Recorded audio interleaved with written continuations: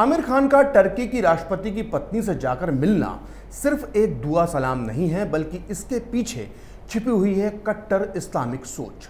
दरअसल इस वक्त दुनिया के ज़्यादातर कट्टरपंथी मुसलमान तुर्की को अपना रहनुमा मान रहे हैं। उन्हें लगता है कि तुर्की के राष्ट्रपति एर्दोगन नए ज़माने के खलीफा बनकर पूरी दुनिया में इस्लाम का परचम लहराएंगे। भारतीय मुसलमानों की सोच भी करीब करीब यही लगती है। अब आप कहेंगे कि भारतीय मुसलमान बेचारे टर्की और एर्दोगन के बारे में क्या जानते होंगे, तो आप गलत हैं।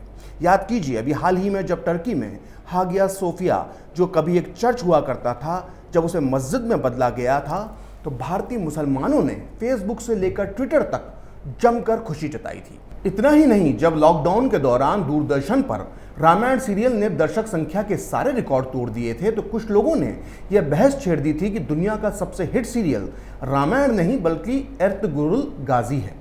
दरअसल ये एक टर्की सीरियल है जो एर्तुगरुल गाजी की काल्पनिक कहानी पर बनाया गया था। एर्तुगरुल गाजी के बेटे उस्मान प्रथम ने ही उस्मानी साम्राज्य यानी ओटोमन एम्पायर की स्थापना की थी। दरअसल इस देश के एक तबके को भगवान श्री राम से अपने संबंध जोड़ने में शर्म आती है, लेकिन वहीं टर्की के एर्तुगरुल गाजी से अपना रिश्ता जोड़ने में उन्हें गर्व महसूस होता है। अगर आपको मेरी बात पर यकीन ना आ रहा हो तो फेसबुक पर जाकर सिर्फ एर्तुगरुल गाजी टाइप करके देख लीजिए।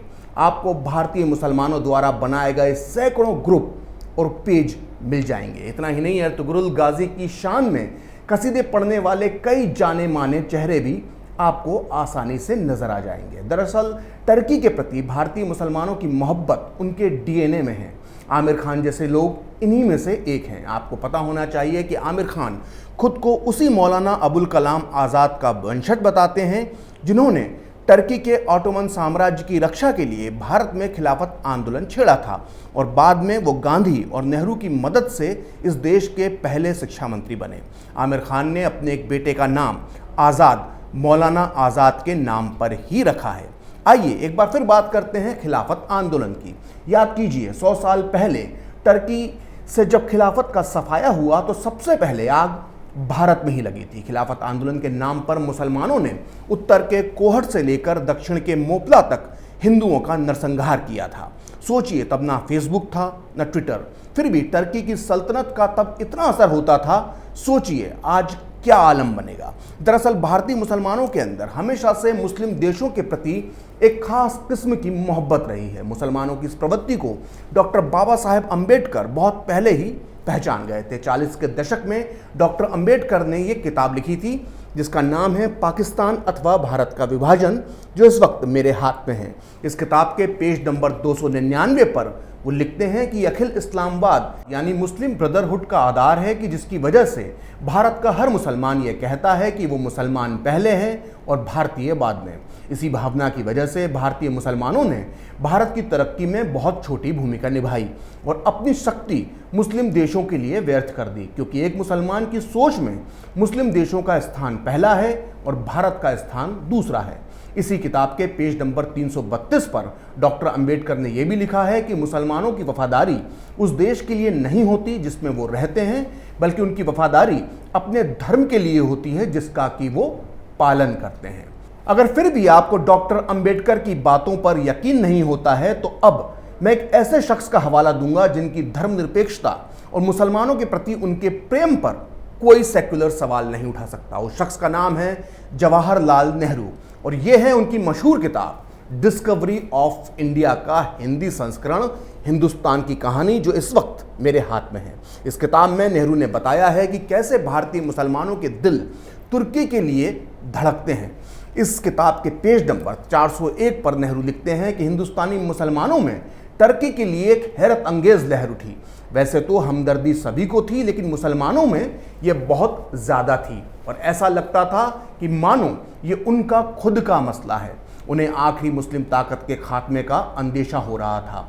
उनके विश्वास का सबसे बड़ा लंगर बर्बाद हो रहा था। Doctor M.A. अंसारी टर्की के लिए एक ज़बरदस्त मेडिकल मिशन ले गए जिसके लिए गरीब मुसलमानों ने भी चंदा दिया। खुद भारतीय मुसलमानों की भलाई के लिए इतनी जल्दी चंदा जमा नहीं हुआ होगा जितना टर्की के लिए हुआ। जंग के दौरान भारतीय मुसलमानों ने बेबसी महसूस की कि वो टर्की के लिए कुछ नहीं कर सकते। जब जंग खत्म हुई तो उनके दबे हुए जज्बे खिलाफत आंदोलन के रूप में फूट पड़े। तो यह साफ हो जाता है कि नेहरू और डॉक्टर अंबेडकर दोनों ने यह माना था कि भारतीय मुसलमानों के दिल में टर्की बसता है, वो भी इस कदर कि वो टर्की की समस्या को अपनी समस्या मानते हैं। तो अब सवाल उठता है कि 100 साल बाद एक बार फिर क्यों आमिर खान जैसे भारतीय मुसलमान तेरा मेरा रिश्ता क्या, ला इलाहा इल्लल्लाह की तर्ज पर टर्की को अपना रहनुमा मान रहे हैं। दरअसल इसके पीछे है मुसलमानों की वो नफरत जो वो मोदी और बीजेपी से करते हैं। अभी हाल ही में आपने देखा होगा कि लॉकडाउन के दौरान जब तबलीगी जमात का विवाद हुआ तो कई जाने माने मुसलमानों ने अरब देशों से मदद की गुहार लगाई थी, लेकिन एक भी अरब देश ने इनकी बात नहीं सुनी। ऐसा ही सीए आंदोलन के दौरान हुआ था। इतना ही नहीं, बाबरी मस्जिद के मसले पर भी सारे अरब देश भारत के साथ खड़े थे। सऊदी अरब से लेकर यूएई तक की सरकारें मोदी को सम्मान देती हैं, लेकिन तुर्की इकलौता ऐसा मुस्लिम देश है जो 370 पर भी मोदी सरकार का विरोध करता है, सीए के मामले में भी दखल देता है और बाबरी मस्जिद पर भी अपनी राय जाहिर करता है। भारतीय मुसलमानों को इससे ज्यादा और क्या चाहिए। दरअसल इस देश के मुसलमान मोदी की सरकार को इस देश की सरकार नहीं बल्कि हिंदुओं की सरकार मानते हैं। आज की इस मुस्लिम सोच को डॉक्टर अंबेडकर बहुत पहले ही पहचान गए थे। उन्होंने अपनी किताब के पेज नंबर 303 पर लिखा था कि हिंदुओं से नियंत्रित और शासित सरकार की सत्ता मुसलमानों को किस सीमा तक स्वीकार होगी, इसके लिए ज़्यादा माथापच्ची करने की ज़रूरत नहीं है। मुसलमानों के लिए हिंदू काफिर हैं और उनकी कोई भी सामाजिक स्थिति यानी हैसियत नहीं होती है। इसलिए जिस देश में काफिरों का शासन हो वो देश मुसलमानों के लिए दारुल हर्ब है। ऐसी स्थिति में ये साबित करने के लिए सबूत देने की आवश्यकता नहीं है कि मुसलमानों के अंदर हिंदू सरकार के शासन को स्वीकार करने की शक्ति मौजूद ही नहीं है। दरअसल इन दिनों भारतीय मुसलमान बेहद हैरान परेशान हैं। उसे हमेशा से ऐसा लगता था कि जब भी उन पर संकट आएगा तो अरब देश उनके हक में खड़े हो जाएंगे, लेकिन हाल ही के दिनों में जो सब हुआ है उसने मुस्लिम ब्रदरहुड की कलई खोल कर रख दी है। इस्लाम के सबसे बड़े दुश्मन समझे जाने वाले इजराइल से यूएई ने हाथ मिला लिया है। इजराइल और यूएई की इस दोस्ती के बाद अब बाकी के अरब देशों की सोच में भी बड़ा बदलाव हो सकता है।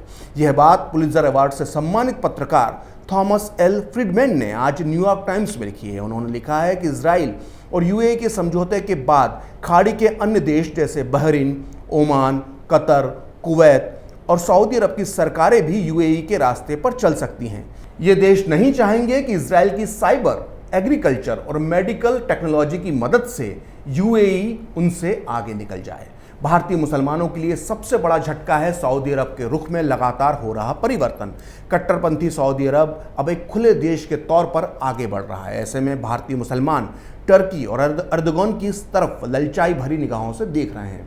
कट्टरपंथी एर्दोगन के अंदर उन्हें अपना एक नया खलीफा नजर आ रहा है। अगर आपको लगता है कि आम अनपढ़ मुसलमान टर्की के बारे में क्या जानते होंगे और इन बेचारों को अरब की राजनीति से क्या लेना देना है, तो आप गलत हैं। जैसा कि मैं पहले भी कह चुका हूं कि भारतीय मुसलमानों की सोच हमेशा से बहुत इंटरनेशनल रही है। 1947 के बाद से ही अरब, इजराइल और फिलिस्तीन की समस्या भारतीय मुसलमानों का प्रिय विषय रही है।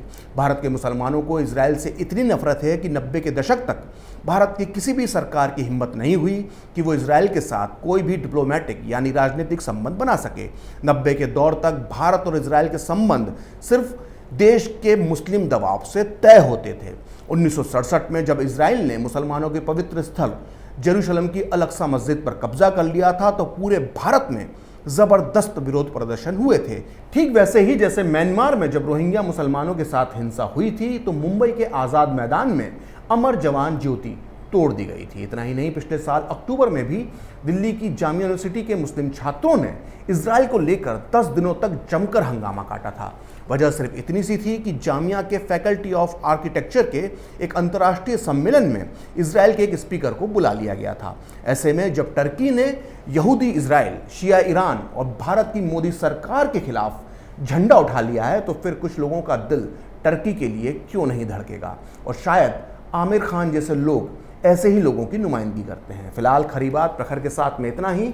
आप चाहें तो मुझसे जुड़ने के लिए मेरे फेसबुक पेज प्रखर श्री 78 को लाइक कर सकते हैं और अगर ट्विटर पर आप मुझसे जुड़ना चाहते हैं तो मेरा ट्विटर हैंडल है प्रखर श्री 78। अगर आपको ये वीडियो पसंद आया तो इसे लाइक करें, शेयर करें और कैपिटल टीवी को सब्सक्राइब करें।